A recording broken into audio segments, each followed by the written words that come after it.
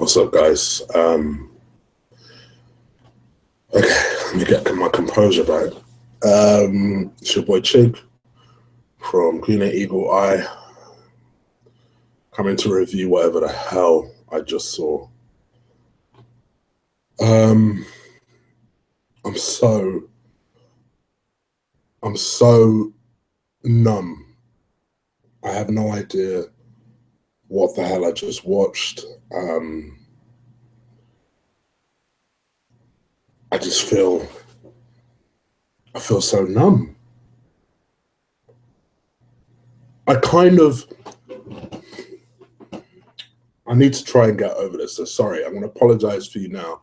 This won't necessarily be my most cohesive review.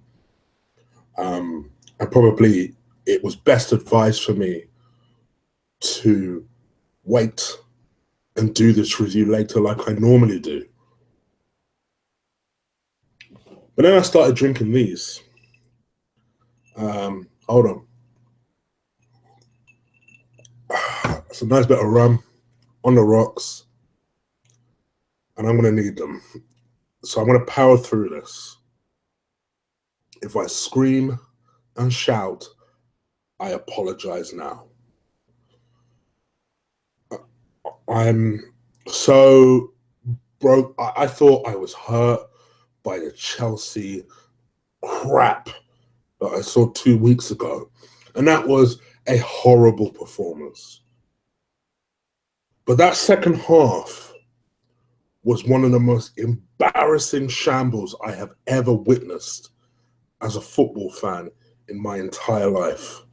And I've seen some bad defeats.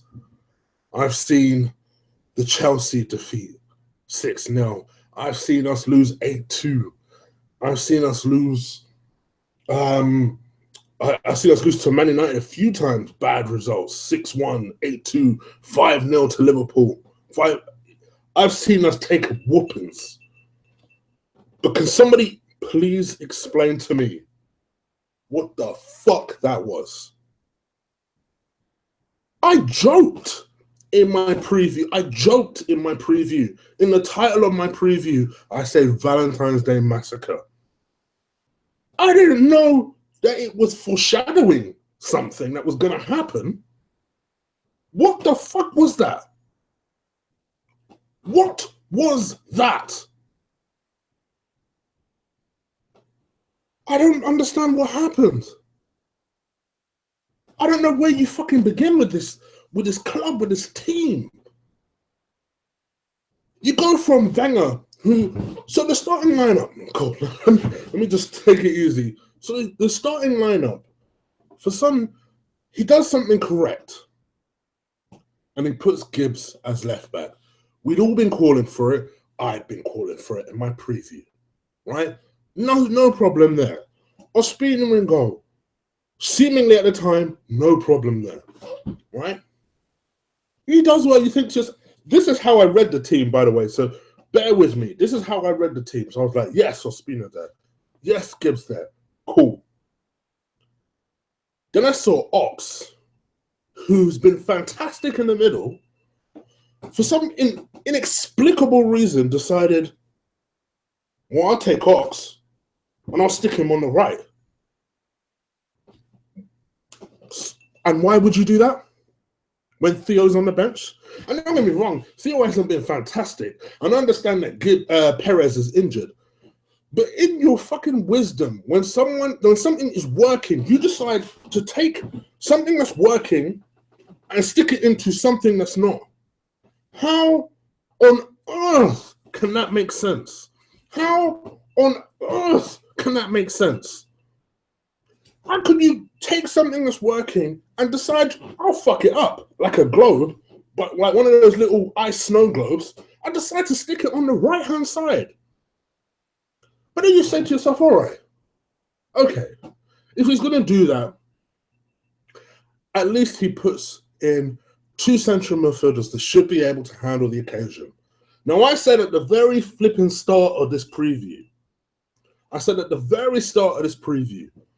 I would not play Coquelin in the middle. The reason being is Coquelin is a great player to have at home. because he can afford to get away with some of his mistakes at home.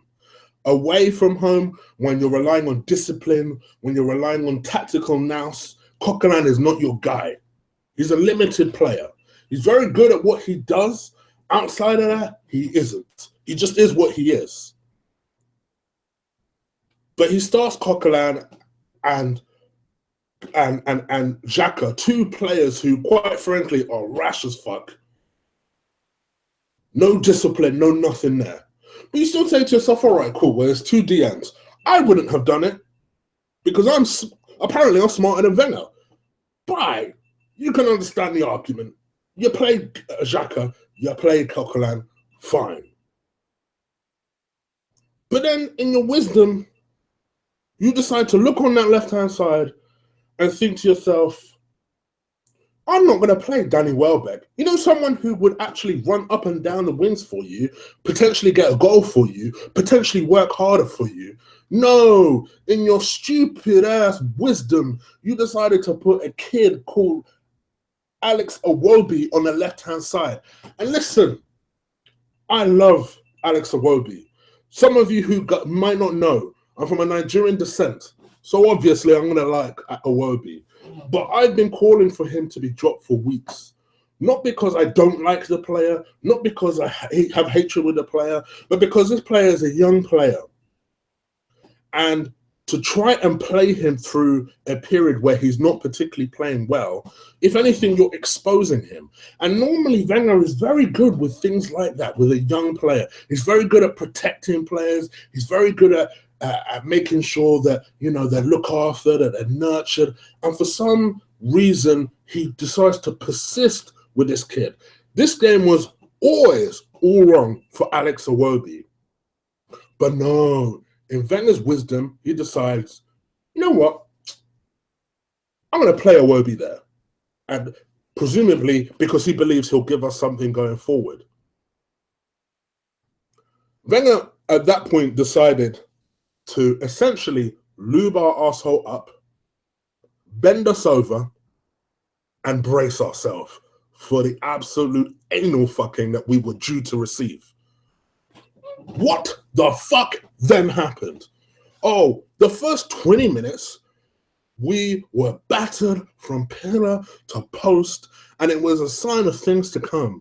But as Arsenal do, like they always do every season, I'll tell you what, if you want to see what Arsenal's season is in a game, watch this game. The very start of the season, there was all this optimism. Oh, you know, Bayern are not the team they used to be. You know, they're beatable. And in my mind, I'm thinking to myself, motherfuckers, what are you people talking about? You can say that if we're Chelsea, but Arsenal are not playing at our best. So for you to then take that statement and say, oh, Arsenal can beat them, that means, presumably, unless you're talking about another team, Arsenal still need to produce. Arsenal still need to be able to score. Wenger still needs to be able to start the correct team in order for us to beat Bayern. So we go into the game and shock horror, first 20 minutes, we're taking a pounding. They score. Robin bitching us as usual. And I cannot stand Robin. If you see my hatred for that player, I cannot stand Ian Robin. And we let this fool bitch us again. And how did he score? By bitching Alex Iwobi. Absolutely bitching Alex Iwobi and exposing Gibbs. But then, by some miracle, we managed to weather that and then equalize. In fact, to tell you the truth, we ended the first half pretty well. In fact, we were unlucky not to go in the lead. So you think to yourself, my gosh, could Arsenal actually break their hoodoo here?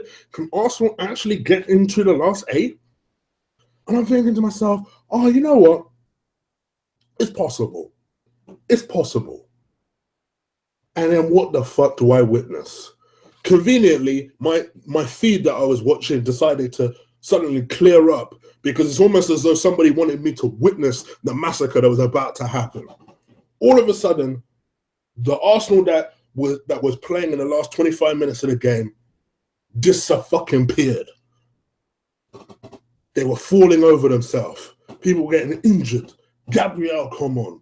Everyone was playing useless. Everyone was playing like a donkey. No one could clear the ball. No one knew their positional sense. It was a calamity of a flipping game. A calamity of a performance. And if you're one of those people who traveled out there, what a big fuck you that was to them. What a big fuck you that was to them. We owed it to ourselves. Don't get it twisted. Listen, I know I said 1-1. Any realistic Arsenal fan would have said to themselves, if they were being honest, I thought we would lose 3-1. I thought 3-1, whilst it would be a bad result, it's not necessarily an ending result. It's not a game. It's not a result that I would say we're completely out of it. I would have thought, you know what, if a real Arsenal turns up, we might be able to beat these fuckers 2-0 at home. You never know. So I thought we'd lose 3-1. I thought we'd at least go down swinging. But no. Like I said earlier, we lubed ourselves up, bent over, got nice and comfortable, and braced ourselves. Absolutely shameful. Shambolic performance. Embarrassing performance. And as for Wenger, oh my gosh. I knew this would happen. I said this sentence a very long time ago, and I've seen people since jump on it. And I said it a very long time ago. I said it last season. Sometimes you die a hero, or you live long enough to see yourself become a villain. What do you think is happening? What do you think is trending on Twitter right now? It ain't even Arsenal. Ain't just Arsenal. Ain't just Arsenal versus Barcelona. It's Wenger out. You had a situation where maybe 25% of the fan base were Wenger out. But you had most of the people like me, I'll be honest, like me, who were in the middle, who probably thought realistically, yes, we should let this man go. But my thought process was always, you know what, he deserves to kind of call time on his career when he's ready. And realistically, who is out there to be able to give us that impetus? That was always my attitude up until 18 months ago. And then that began to change. And then last year, that really changed. This year, I'm done. I once said to you guys that, you know what, I will never say Wenger out. I'll never do none of that. I'll never be on Twitter screaming Wenger out this, Wenger out that. I'll never be at a football match holding up banners, this, that, and the other. Well, you know what? Fuck that. Because that was a fuck you to all of us, as far as I'm concerned. For that team to bend over and take an absolute drilling and not even resist, not for the whole game, for 45 minutes. For me, that is a big fuck you. And a massive fuck you to all of us. So you know what? Fuck you back. I'm done with this. I'm done with this situation. I'm done with Wenger as a manager. Because I can't keep repeating this season in, season out, starting with optimism. By October, we do a stumble. By November, we don't fuck up somehow. By December, oh, there's a renewed optimism. By February, it's all the fuck over. Every fucking season. And at this point, as a club, we're a fucking meme. We're a meme. We are an absolute meme. You're having other football fans laughing their heads off at us. You have other football fans that literally go onto things like Arsenal Fan TV, Gooner News TV, Gooner Talk, laughing at us. Why? For what? I said it before and I say it again. I don't give a time. You could probably argue that other teams have better starting 11s. There is no reason we should find ourselves in the spot we find ourselves. As a squad, I think we have one of the strongest squads in the league. I know that's laughable considering what the fuck we just watched. As a squad, I say it again, we have one of the strongest squads in the league, but not under this fucking manager.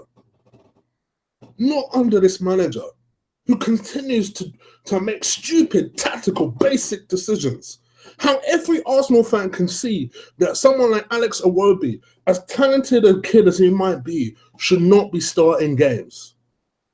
That persists. As apparently, allegedly world-class player that Mesut Ozil should be, the motherfucker's not showing up. So there's no point playing. And I know what. Listen, I know what you're about to say. Oh, but Tube, you said that Ozil should start again. There are many people that would have said that he shouldn't have started again. But then again, I'm not paid 8.9 million. The man himself, Wenger admitted himself before the game that he had doubts about Mesut Ozil. So should that then not mean that as a manager, he shouldn't then take that situation and say to himself, you know what, he's not performing in big games. Maybe I should play somebody in that position who's going to perform in a big game. Because I tell you what, Jeff would have done a better job than Mesut today. Where was Mesut Ozil today? As per usual, fucking missing. Fucking, at this point, sell him. Sell him. Sell him. What the fuck is he there good for? Sell him. There's no point. You can't tell me, oh, well, you know, I hope he stays. Stays for what? The man turns up 25% of the season. I'd rather have a less talented player turn up for 100% of the season. Or, you know what? Let me not even be greedy. Just give me 60% of the season. 60%. My God. What happened? I'm utterly ashamed of this team. Absolutely shameful performance. I don't even know what to say. Normally I would rate every single player one by one. You guys know this. But quite frankly, I'm in no fucking mood to do so.